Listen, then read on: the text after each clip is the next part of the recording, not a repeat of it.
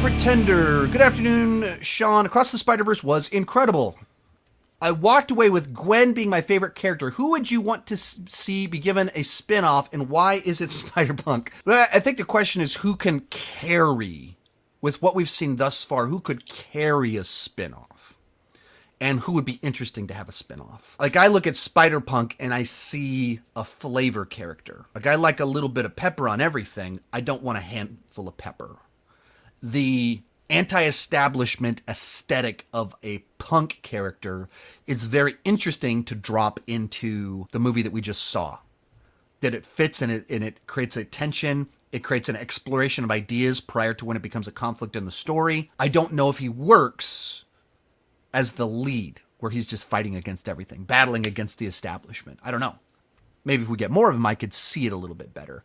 With the characters that we have spent time with, I think Gwen kind of is the protagonist, the person that has an arc, grows and changes in the movie that we just saw. So I think it's pretty easy to see her getting a spinoff. I think for kind of obvious reasons, Peter B. Parker is a strong enough character to get a spinoff. I don't know if it's because he's a Peter Parker with an MJ, if that's just too much of what we've already seen. But with what they've established, if you give him a spinoff, you're telling a Spider-Man story with a middle-aged Spider-Man with a baby. So it's almost kind of like the Incredibles of Spider-Man stories. And maybe the baby has a little bit of spider powers.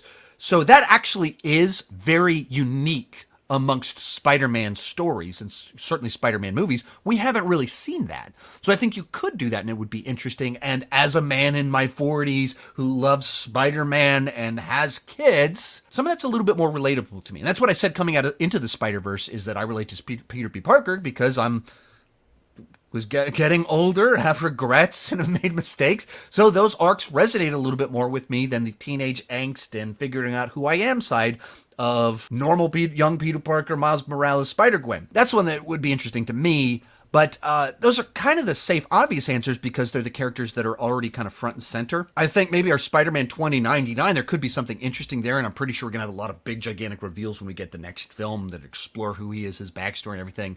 But it's another character that just feels like they have a very strong presence, rich backstory, big emotions, very different.